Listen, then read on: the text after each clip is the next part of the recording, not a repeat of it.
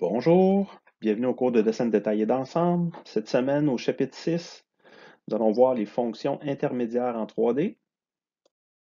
Dans ce module, on va parler plus spécifiquement des filets extérieurs, des filets de tuyauterie. On va faire la modélisation d'un ressort et on va essayer des fonctions de répétition linéaire et de répétition circulaire en 3D. Je vais aussi vous expliquer le projet qu'on aura à produire à partir de cette semaine. Donc, allons-y dans le vif du sujet. Tout d'abord, dans cette démonstration, nous allons commencer par faire des filets extérieurs. Donc, la méthode est assez simple, mais il faut savoir comment, c'est pas si évident que ça. Sachez premièrement que les filets extérieurs sur une pièce, c'est pas une fonction 3D. C'est considéré comme une annotation dans SolidWorks, ce que je trouve un peu bizarre. Maintenant, c'est une représentation de filetage qu'on va faire. Ce n'est pas un vrai filet qui va être modélisé en 3D avec une hélice avec un filet hélicoïdal. Donc, c'est vraiment une image qui va être collée sur la surface. Donc, comment faire? Premièrement, bon, ben, on a tracé notre pièce en 3D et assurez-vous d'avoir un diamètre qui est standard pour le filetage. Donc, si vous voulez faire un filet 1/20, ben, faites pas une pièce qui a un diamètre de 0,253 parce que ça ne fonctionnera pas. OK? Donc, il faut avoir un diamètre qui correspond au diamètre nominal de notre filet. Donc, si vous voulez faire un filet 3/4, ça prend un diamètre de 3/4. Ou encore, si vous voulez travailler en métrique, bon, mais si vous voulez faire un filet M10, ben, ça prend un cylindre de 10 mm. OK, donc, comment faire pour aller chercher la fonction de filet extérieur? Je vais aller dans Insertion, et puis là, dans ma liste ici, je dois descendre dans le bas complet des fonctions du menu et je vais trouver la section Annotation. Dans cette section-là, on va choisir Représentation des filetages. La représentation de filetage extérieur, c'est très simple. On a juste quelques clics à faire et quelques sélections. Premièrement, je vais choisir l'arête au bout de mon filet. OK? Donc, je choisis mon arête à l'extrémité du filet ici.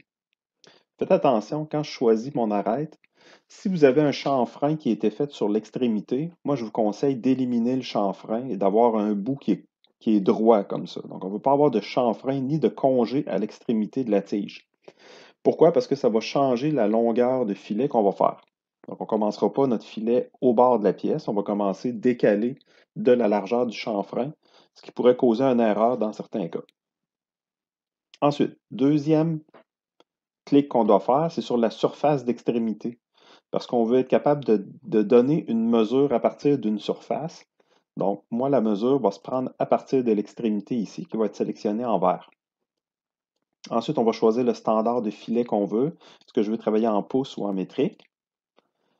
Je vais choisir dans la liste ici si je veux un filet pour tuyau ou un filet mécanique. Et la taille va être suggérée, dans le fond, en fonction du diamètre du cylindre que vous avez choisi. Ici, j'ai fait dessiner une tige d'1/2 pouce. Donc, il me donne un filet 1/2 standard comme choix de filetage. Faites attention parce que du 1/20, c'est un filet qui est considéré comme un filet fin.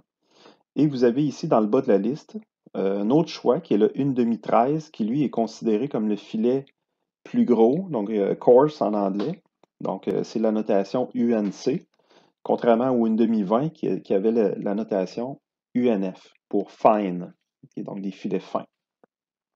Donc, tout dépendant des applications, on va prendre soit du gros filet ou du plus petit filet. Maintenant, la longueur de filetage qui va se faire, là, présentement, j'ai un mode borgne qui est sélectionné à 196 millièmes de long. On peut faire jusqu'au prochain, donc il va choisir jusqu'à la prochaine surface, ou à travers tout. Où là, je vais me rendre vraiment jusqu'au bout de la pièce. Donc, ici, dans mon cas, ça ne change pas grand-chose. Donc, je vais retourner en mode borgne et je vais demander une longueur ici de, supposons, 0,5. Donc, vous voyez l'effet que ça fait. Donc, ça me fait une représentation de filet qui est comme une image collée sur la pièce. Donc, c'est représentatif seulement. Et puis, avec ça, je vais avoir un texte qui est associé. C'est-à-dire qu'il y a comme une annotation en texte aussi qui va suivre la géométrie. Donc, ça, on ne peut pas le changer. Il n'y a pas moyen d'enlever ça. Et puis, un autre petit détail aussi, c'est que vous pouvez ajouter une classe de filet. Donc, la classe de filetage ici, si je choisis du filet 1A, 2A, 3A, dans le fond, ça, c'est la qualité du filet, c'est la précision d'assemblage des filets avec les filets extérieurs ou intérieurs. Donc, tout dépendant de ce qu'on peut avoir, là, il peut y avoir certaines recommandations pour des pièces de précision, par exemple, qu'on voudrait choisir un filet plus précis. OK, donc je confirme ça. Et voilà, ma pièce est filetée. Par la suite, moi, je vous conseille de faire le chanfrein après. Donc, le chanfrein, c'est quoi? C'est qu'à l'extrémité, on sait que lorsqu'on veut fabriquer une pièce comme celle-là, ça va beaucoup mieux faire les filets lorsqu'on a un chanfrein sur l'extrémité. Mais il faut le faire après, contrairement à l'usinage où on ferait le chanfrein avant, puis ensuite on viendrait faire les filets. Quand on fait la conception, ça va être plus facile de travailler avec le logiciel si on fait les chanfreins après. Donc, moi ici, j'irai avec un chanfrein qui n'est pas très gros, donc on peut y aller avec du, je sais pas, 30 millièmes. Donc là, c'est vraiment là, ça, comme vous le sentez. Et les éléments à chanfreiner, ça va être l'extrémité ici. On peut demander un aperçu intégral pour être sûr que le chanfrein va être correct. Donc là, ici, il me dit que ça ne fonctionne pas bien. Je me suis trompé dans mon diamètre. Dans ma grosseur de chanfrein, c'est 30 millièmes que je voulais faire et non pas 300 millièmes. Et là, vous voyez l'aperçu qui me dit que c'est correct. Donc, si je fais OK, et voilà le résultat. Maintenant, je vais faire une mise en plan rapide avec ça. On va se prendre un format en pouces et on va amener notre pièce ici. Dans le fond, tout ce que je veux, c'est vous montrer le résultat que ça va donner lorsque je vais insérer ma pièce. Donc, vous avez deux vues ici, très rapides, faciles à faire.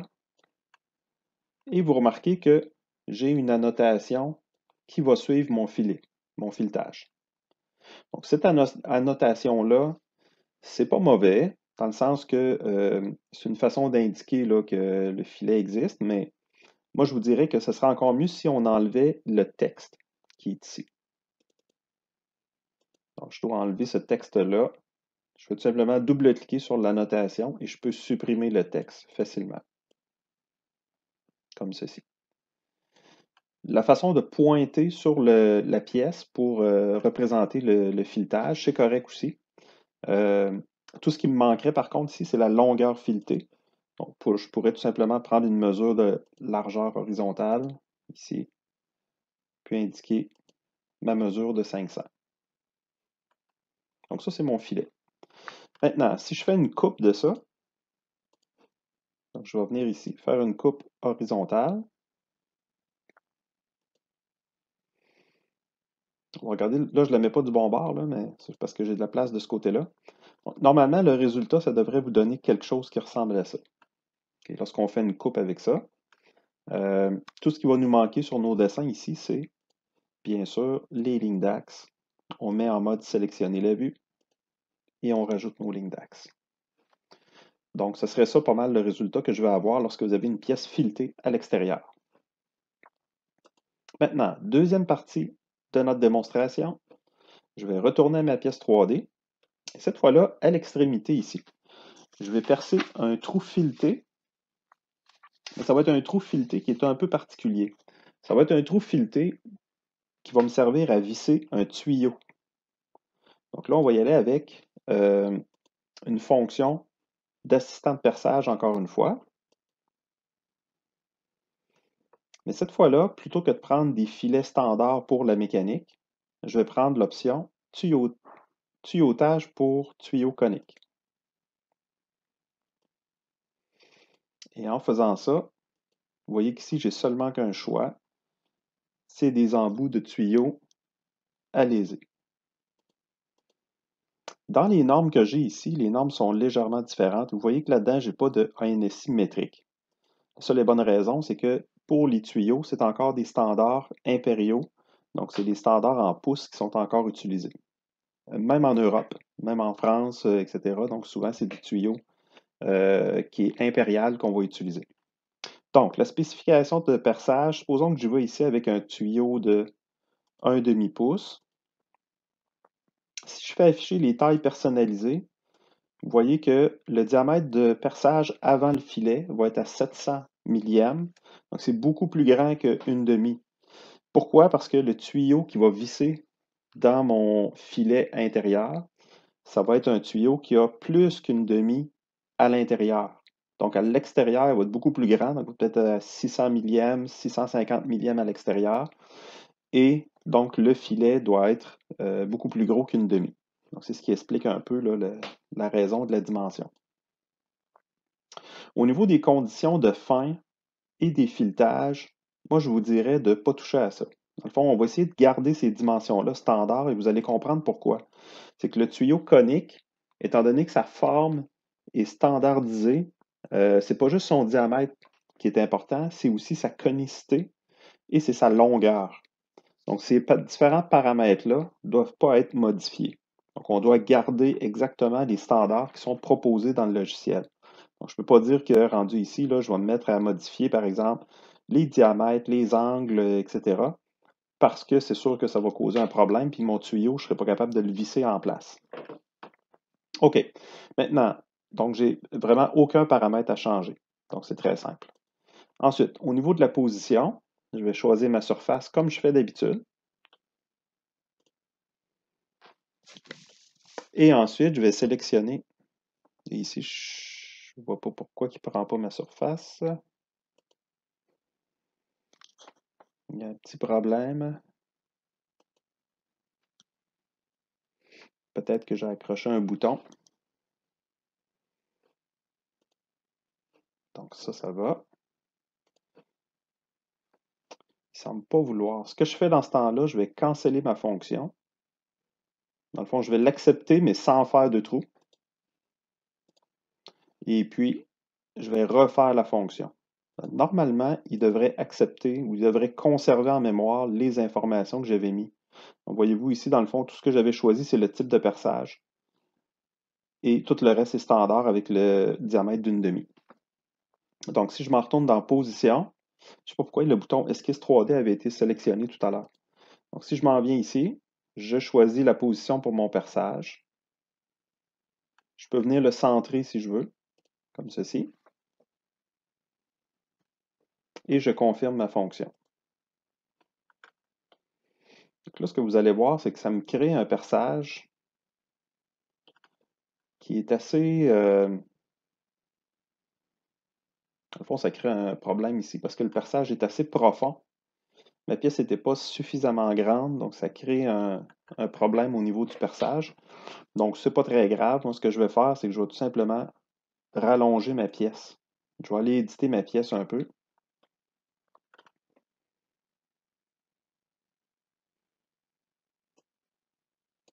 Comme ceci. Et voilà. Maintenant, l'autre problème que je vois, c'est que ici, mon filet n'est pas affiché. Donc, je n'ai pas l'affichage du filetage. Donc, je vais juste aller revérifier une petite chose qui est très importante que j'ai peut-être pas faite au début. Lorsque vous regardez les paramètres, c'est ça. J'ai oublié de cliquer sur Représentation des filetages. En faisant ça, il va mieux représenter mon filet. Ça va être plus réaliste comme filetage. Donc, on le voit ici. Donc, ça va être important de le faire. Donc, il y a un petit clic à faire dans les options sur, je vais retourner vous le montrer. Donc, un petit clic à faire dans le bas complet des propriétés sur représentation de filetage. Donc, par défaut, il n'est pas cliqué. Il faudrait aller choisir cette option-là. Donc, je fais OK. Et voilà ma pièce. Et je vais retourner sur mon dessin 2D pour vous montrer le résultat que ça fait. Donc, lorsque j'ai mon trou fileté, vous voyez la façon d'indiquer le filet. Donc, c'est carrément une flèche qui va pointer avec une annotation, qui va pointer à la base du perçage. OK, ça, c'est la bonne façon de le faire. Ou encore, lorsque je suis en coupe, donc ce serait une bonne façon aussi d'indiquer qu'on pourrait carrément pointer, je vais juste vous le montrer, ce que ça donnerait sur la coupe. Donc, on pourrait pointer comme ça, soit à l'intérieur, comme ça pourrait être acceptable, ou encore pointer à l'intersection ici avec la ligne d'axe. Ça pourrait être une bonne façon de le faire. Et vous n'avez pas à inscrire la notation trou taraudé. OK, donc je pourrais tout simplement sélectionner mon annotation ici et enlever cette indication-là. Donc, pas compliqué. Et à ce moment-là, j'ai un trou qui est vraiment standard. C'est-à-dire que les dimensions qui sont ici doivent être respectées, euh, tant au niveau des diamètres que des profondeurs, si je veux avoir un perçage qui est fileté et qui va être standard. Parce qu'ici, j'ai un tuyau qui va être fileté conique lui aussi, qui va venir se visser dans ce filet conique-là.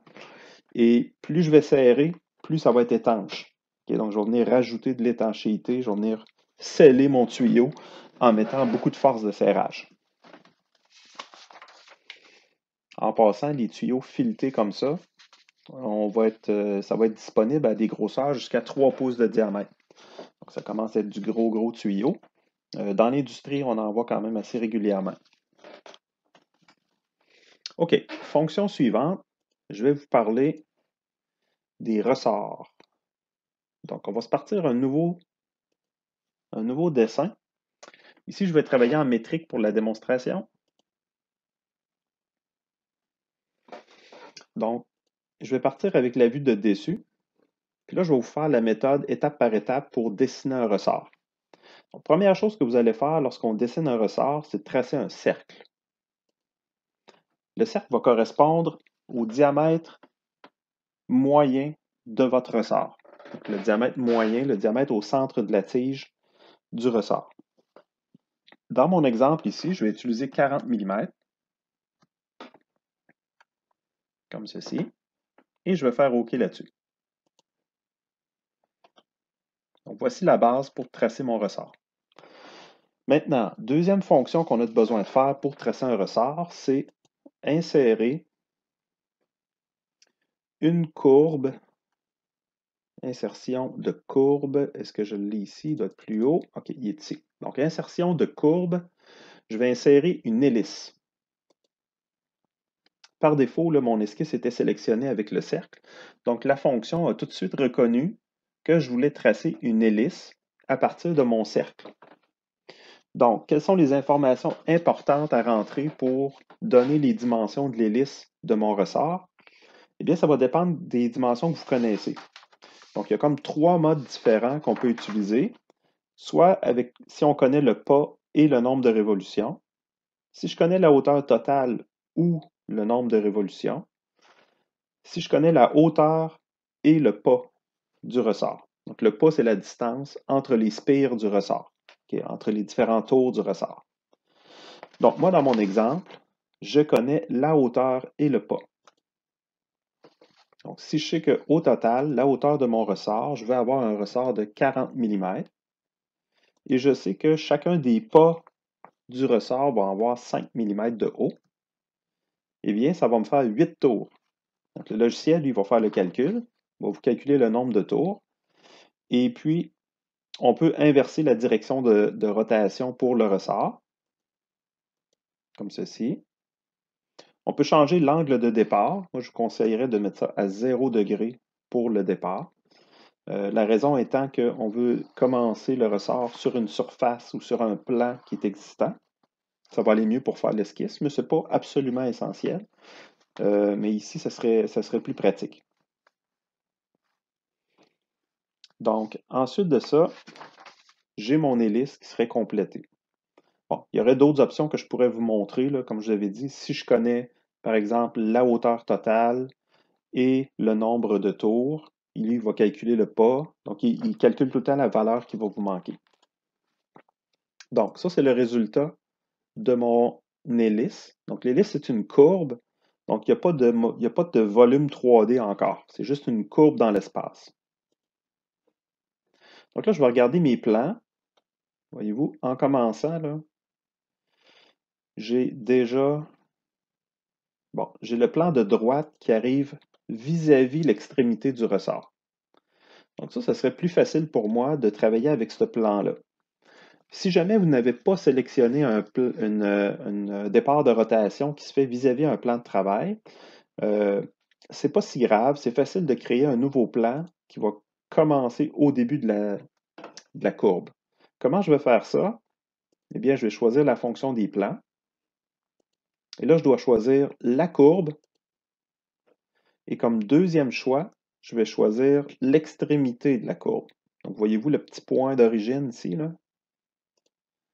En faisant ça, le logiciel va choisir un plan de travail qui est exactement au début de ma courbe en hélice. Là, vous remarquez une petite différence avec ce que j'avais tantôt comme mon plan de face, par exemple, ou mon plan de droite. C'est que, étant donné que mon plan que je viens de créer, il est perpendiculaire à ma courbe, il n'est pas tout à fait à 0 degré comme les autres plans d'origine, si on peut dire. Il y a comme une légère inclinaison. Parce que le plan que je viens de créer est perpendiculaire à la courbe. Donc, c'est ça qui fait la légère différence qu'on va avoir. En bout de ligne, ça ne changerait pas grand-chose que vous fassiez un ou l'autre.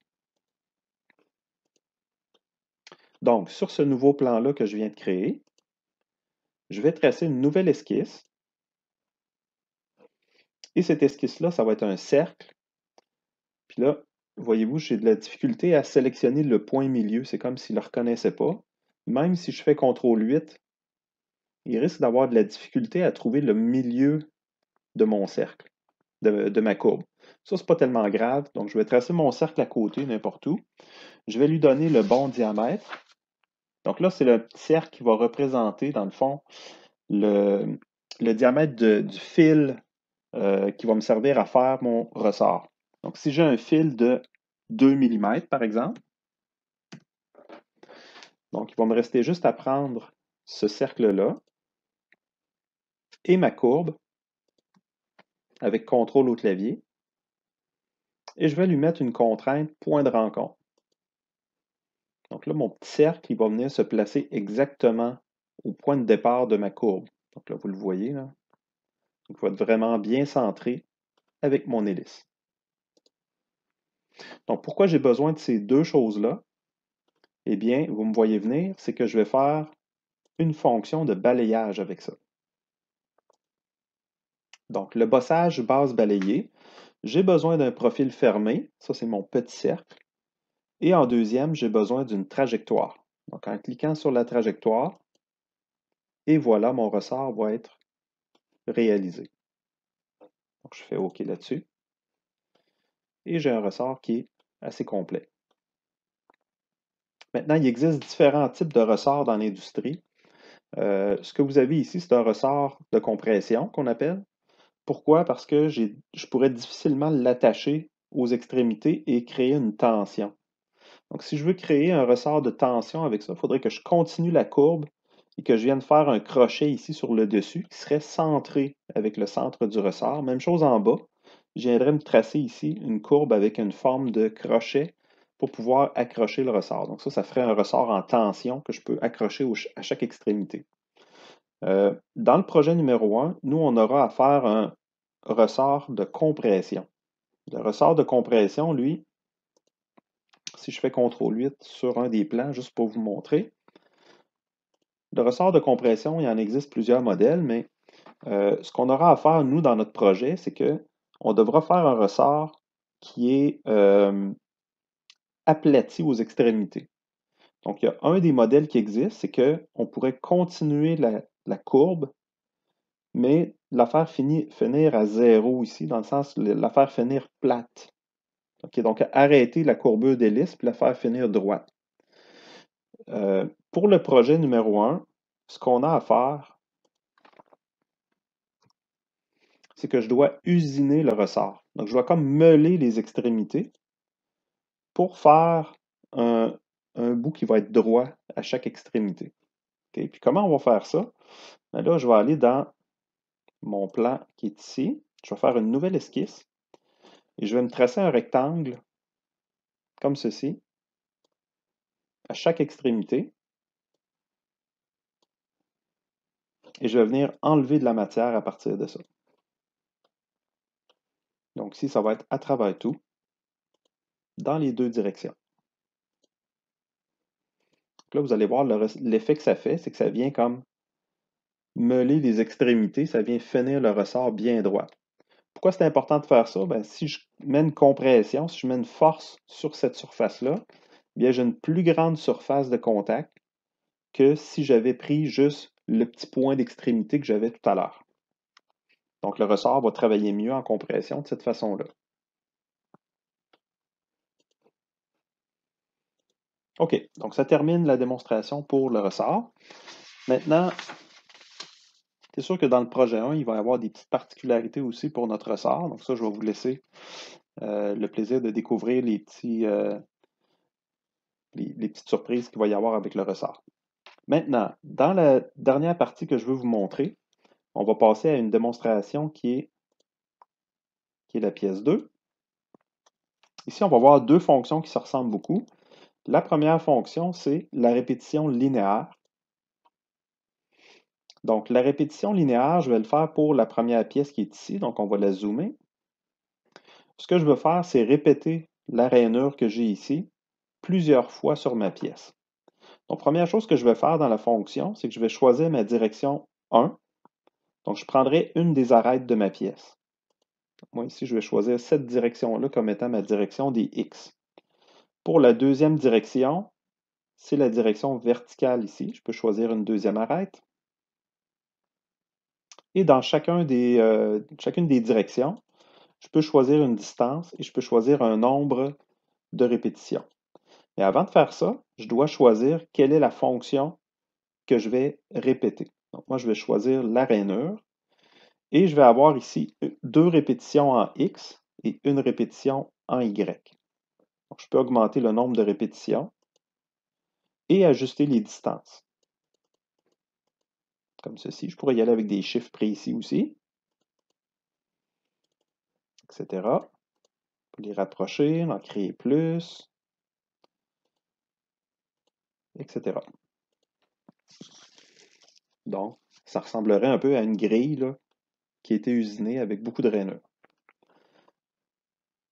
Maintenant, deuxième pièce qu'on a, ce genre de pièce-là, on va voir ça souvent, les répétitions linéaires, lorsqu'on a de la tuyauterie, ou encore on veut assembler des pièces en rotation, comme deux moitiés d'arbre, ou encore un différentiel, qui va venir, pas un différentiel, excusez, un axe de roue, qui va venir se fixer avec un moyeu, etc.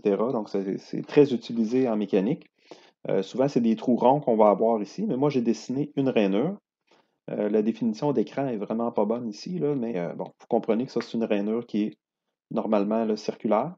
On appelle ça un trou oblong avec une courbure, ou encore une rainure avec une courbure. Donc, ça a été réalisé avec la fonction d'esquisse suivante qui s'appelle rainure courbe par son centre. Maintenant, pour faire la fonction de répétition, très facile, je vais aller en dessous de la répétition linéaire. Je vais choisir répétition circulaire. Ça, c'est encore plus facile. Dans le fond, pour la direction de rotation, je vais choisir le cylindre extérieur, la surface extérieure de ma pièce. Et ça va venir dire au logiciel c'est quoi le centre de rotation que je veux avoir. Deuxièmement, je vais choisir la fonction à répéter. Dans mon cas ici, c'est la rainure. Et je vais choisir l'angle, soit l'angle de répétition, ou encore lui demander de faire un espace constant. Donc, si je choisis un espace constant, sur 360 degrés, j'ai juste à choisir le nombre d'occurrences que je vais avoir. Disons 2, 3, 4, 5, 6, etc. Remarquez une chose que je n'ai pas mentionnée pour l'autre fonction, c'est le même principe. Pour chacune des fonctions, vous pouvez jouer avec les occurrences. Donc, qu'est-ce que c'est les occurrences? C'est les répétitions qui sont disponibles. Présentement, au niveau des occurrences, lorsque je pèse sur le petit clic ici, ça va me permettre de faire varier le nombre de pièces que je vais avoir dans... Puis là, je ne sais pas pourquoi, là, il m'a remis ça en mode... Donc ça me permet de varier les incréments que je vais avoir. Donc, ça ne fonctionne pas. La fonction a changé depuis la version 2019.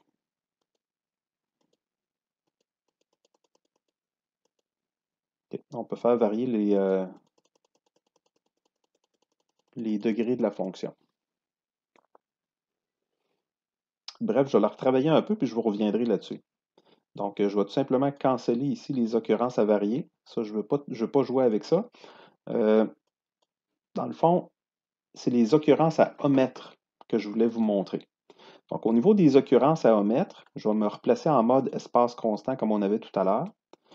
Dans les occurrences à omettre, si vous regardez bien, on va pouvoir sélectionner, dans le fond,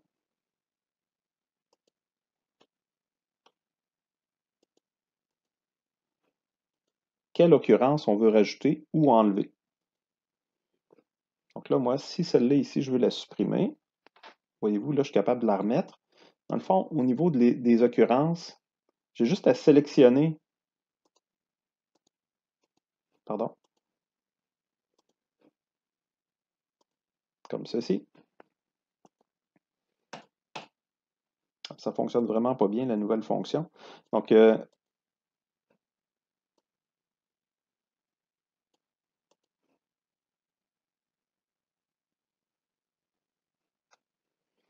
va falloir que je la retravaille parce que la fonction est très différente de ce que je connaissais. Donc, c'est un peu la limite, là. Quand on a des nouvelles versions, il faut prendre le temps d'y regarder. Là, je me suis fait surprendre un petit peu avec cette fonction-là. Je m'attendais à ce que ce soit semblable, mais ça a été modifié depuis la dernière version. Fait que c'est pas plus grave que ça. Oubliez ça pour l'instant, les occurrences à omettre. Dans le fond, ce que ça fait, c'est que ça vient enlever certaines copies que j'avais créées de ma fonction. Ce qu'on va faire, on va le réessayer, mais cette fois-là, avec l'autre, ici, il me disait qu'il y avait un problème, je vais le réessayer avec la fonction de répétition, la première que j'ai faite. Juste pour vous le montrer. Si ça fonctionne avec celle-là, tant mieux. Sinon, ce n'est pas plus grave que ça. Donc, voyez-vous ici, ça fonctionne bien. Donc, au niveau des occurrences à omettre, dans cette case-là, je suis capable d'aller sélectionner certaines occurrences avec le petit point rose qui est apparu au centre.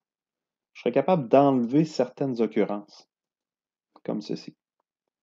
Si je veux les remettre, graphiquement, je suis capable de me déplacer et de venir les rajouter, ou enlever celle-là ici, ou enlever celle-là là, etc. Donc, ça peut être important si on a un pattern qui se répète plusieurs fois, mais qu'on a juste une ou deux occurrences qui ne reviennent pas. À ce moment-là, on peut les enlever dans occurrences à omettre. Donc, pourquoi ça n'a pas fonctionné tout à l'heure avec la fonction de répétition circulaire? On peut peut-être le réessayer juste pour être sûr que ce n'est pas un bug qui est arrivé dans la fonction, mais ça semblait être un problème 18 là, dans ce cas-là. Donc, je recommence. Direction de rotation, c'est le cylindre extérieur. Je veux un espace constant et une répétition, supposons, de 5 copies. Les fonctions que je veux copier, c'est la rainure. Donc, jusqu'à date, l'aperçu est bon. Et lorsque je m'en vais dans les occurrences à omettre, encore une fois, je n'ai pas le...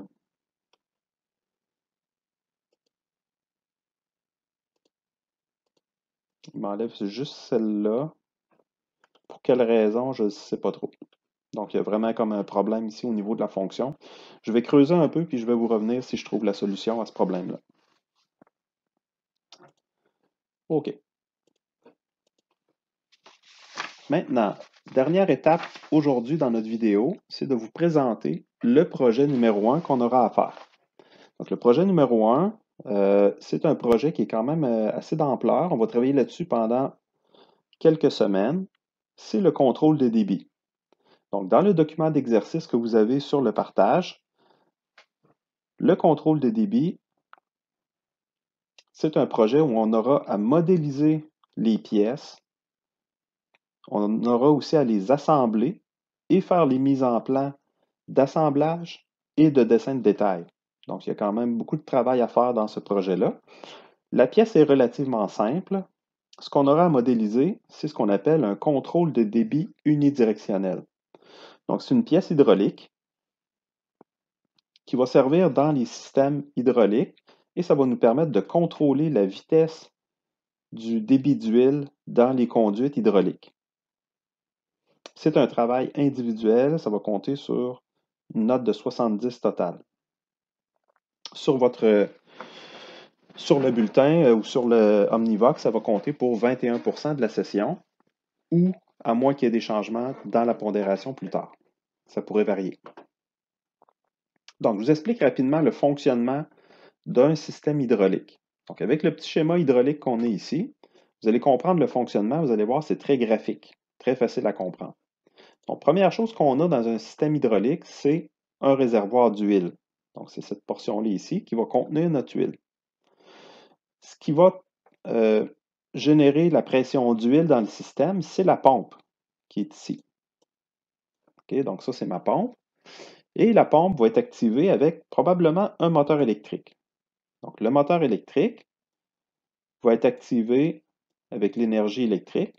Mais si vous avez une pompe qui fonctionne avec un moteur à essence, ça pourrait arriver. Ça pourrait être un petit moteur à essence, là, type Honda ou peu importe. Là. Ça existe. Là. Vous pouvez acheter ça tout fait. Là, dans le fond, une unité qui fonctionne avec un moteur à essence.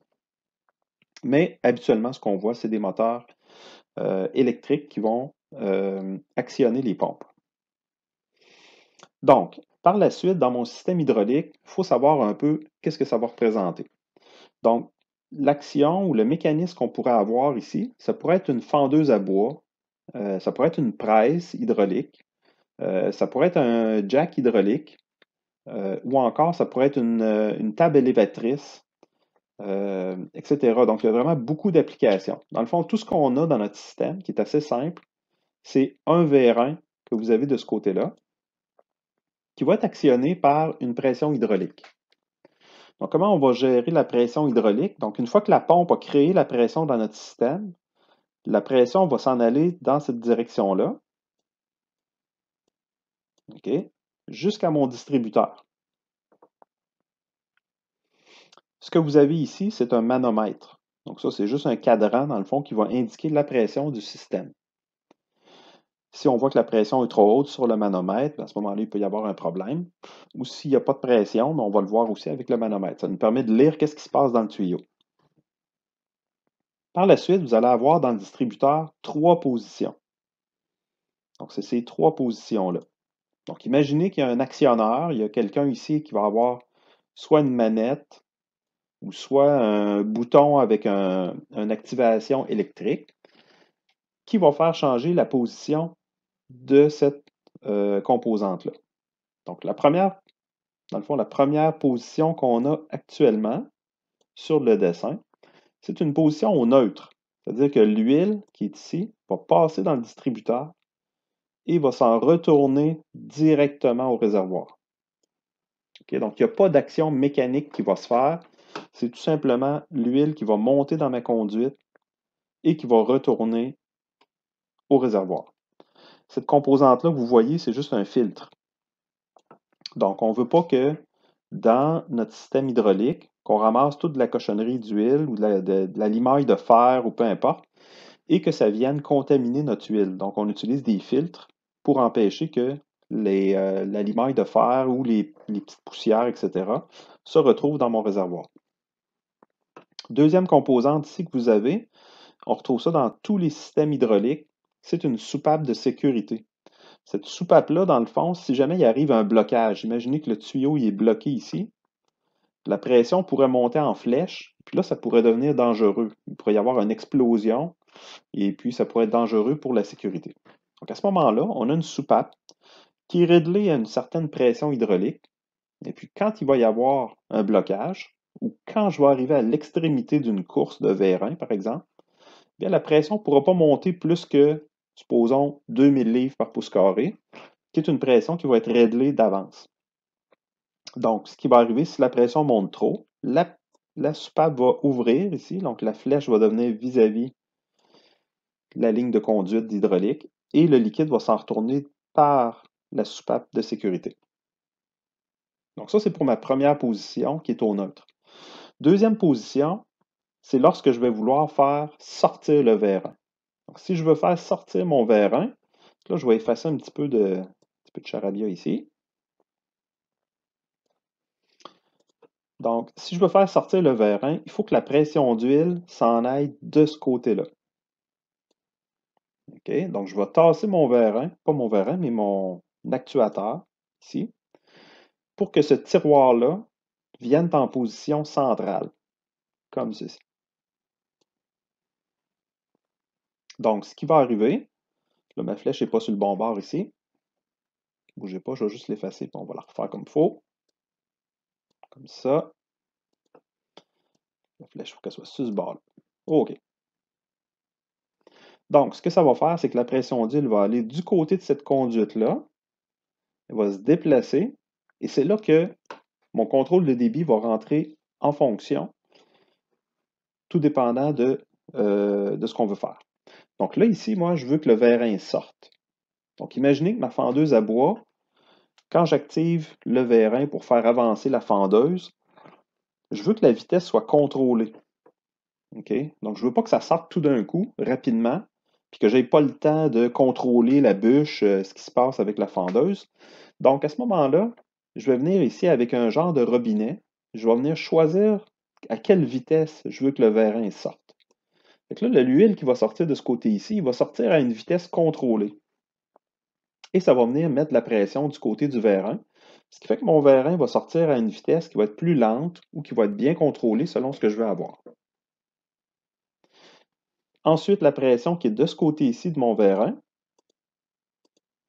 va s'en retourner par la conduite et vers le réservoir. Donc ça, c'est ma position numéro 2 qu'on pourrait dire. Donc, c'est la position sortie du vérin. Maintenant, j'ai une troisième position. Là, je vais l'effacer un petit peu encore. Comme ceci.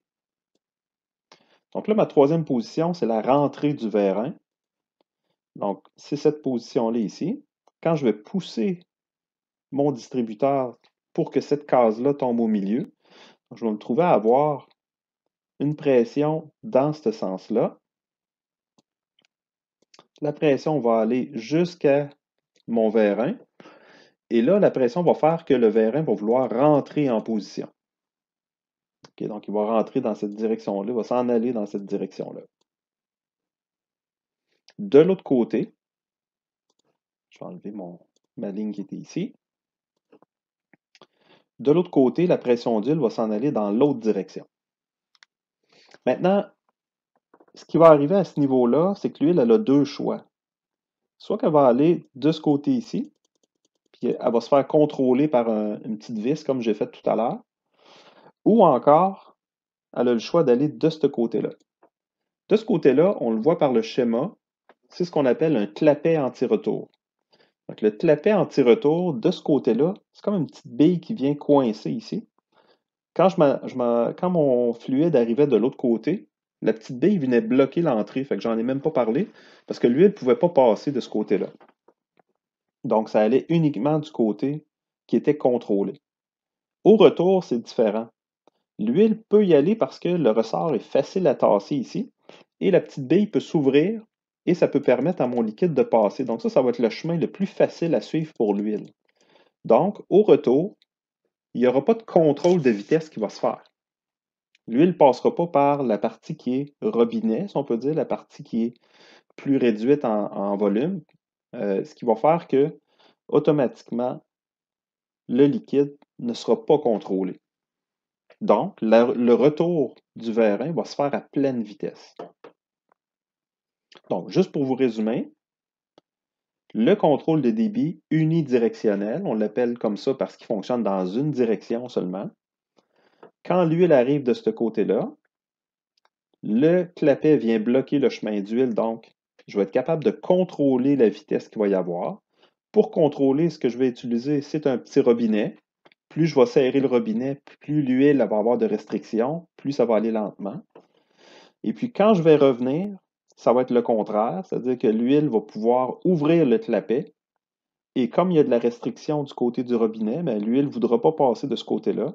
Elle va passer par le côté où on a le clapet qui va être ouvert. Donc, il n'y aura pas de restriction dans cette direction-là. Maintenant, quelles sont les pièces mécaniques que j'ai besoin pour fabriquer un clapet anti-retour? Donc, le travail à faire, je vais y revenir tout à l'heure. Je vais vous expliquer un peu le projet, de quoi ça va avoir l'air. Vous allez avoir besoin des pièces qui vont servir de boîtier pour notre composante hydraulique. Donc ça, il y en a deux pièces qui sont des boîtiers. Vous avez le corps et vous allez avoir l'embout qui est ici. Donc ça va être comme ce qu'on voit à l'extérieur de la pièce. Les autres composantes vont être à l'intérieur du corps et de l'embout. Vous allez avoir un piston avec les dimensions qui sont ici. Vous allez avoir un ressort avec les bouts meulés comme je vous ai expliqué tout à l'heure. Vous allez avoir une vis qui va servir à ajuster la pression. Vous allez avoir un joint d'étanchéité, des vis pour faire l'assemblage de tout ça. Et une petite manivelle ou une petite poignée qui va servir à venir visser la vis. Cette pièce-là n'est pas à mettre dans votre projet. C'est seulement comme indication. C'est bien écrit ici, ne pas inclure dans le projet. Donc, on ne veut pas l'avoir dans l'assemblage parce que la poignée est très grosse comparée aux pièces qui sont assez petites et ça vient alourdir beaucoup notre projet. Donc, je ne voulais pas qu'on la mette, mais sachez que c'est le genre de pièce qu'on va retrouver pour activer la vis. OK. Maintenant, qu'est-ce que vous avez à faire dans ce projet-là? On va remonter à la description de projet. Ça ne sera pas long, on va l'avoir. Bon. Donc, vous devez modéliser en 3D toutes les pièces mentionnées. Quand ce sera modélisé, vous devez les assembler dans le bon ordre. Donc, c'est quoi le bon ordre? Bien, ça va être à vous de trouver c'est quoi que ça prend comme ordre d'assemblage pour avoir le bon fonctionnement qu'on va avoir. Je suis sûr que vous êtes capable. Donc, on essaie de deviner, on essaie de comprendre le fonctionnement des pièces pour avoir le bon fonctionnement mécanique. Par la suite, ce que je vais corriger, vous allez me faire des mises en plan, premièrement, de l'assemblage. Ça va compter pour 20 points. La semaine prochaine, je vous donnerai la théorie sur comment faire les mises en plan d'assemblage. Vous êtes déjà capable de faire les mises en plan des dessins de détail pour toutes les autres pièces. Donc, je vais ramasser pour le projet la pièce 1, qui est le corps, la pièce 2, qui est l'embout, et sur la même feuille, on va mettre les pièces de 3 à 6, qui sont le piston, la vis, le joint d'étanchéité et le ressort. Donc, toutes ces pièces-là, c'est des pièces fabriquées, donc je dois nécessairement fournir les dessins de détail. Donc ici, sur la dernière mise en plan, c'est 5 points par pièce pour un total de 20 points pour le dernier dessin. Maintenant, les critères de correction. Je vais avoir les feuilles, donc ici, qui vont être sauvegardées en PDF. C'est sûr que là, vous ne pourrez pas avoir de l'ordre dans les feuilles, mais vous pouvez me numéroter les dessins de la bonne façon pour que ce soit facile de retrouver les dessins pour votre projet. C'est sûr que là, ce n'est pas imprimé, fait qu'on ne peut pas mettre de pince, ce n'est pas broché non plus, et ce n'est pas plié. Je vais vous donner des points pour la qualité de la modélisation. L'ordre d'assemblage, oui. Si vous faites des erreurs d'assemblage, si vous ne réussissez pas à trouver le bon ordre pour assembler les pièces, vous allez perdre des points. Donc, au niveau de la présentation des mises en plan, est-ce que vous avez la bonne disposition des vues, le bon choix des échelles, etc., le choix des coupes et autres vues possibles? Vous allez avoir des points pour le respect des normes de dessin. Est-ce que vous avez mis les axes sur les pièces? Le lettrage majuscule, ça se fait automatiquement, il n'y a pas de problème. Votre liste de nomenclature, les bulles que vous avez choisies. Je vais donner des points, c'est bien sûr pour la cotation selon les normes, la disposition, la précision des cotes, etc. Et vous pouvez vous référer au chapitre 4 pour voir la théorie des normes de dessin qu'on a déjà expliqué en partie, là. Donc, vous pourrez retourner voir là-dedans si vous avez des questions. Et bien sûr, je vais être là pour vous aider. Donc, ça résume en fait le projet numéro 1 qu'on aura à faire pour les prochaines semaines. Donc, la date de remise que j'avais prévue pour le projet, je vais en reparler, je vais vous détailler ça dans le dossier Teams là, sur les devoirs. Donc, ce sera à chaque groupe de vérifier quand va être la date de remise. Mais on prévoit environ 3 semaines pour la réalisation de ce projet-là. Donc, sur ce, ça termine la théorie pour cette semaine. Fait que je vous remercie, puis on se revoit aux périodes de démonstration.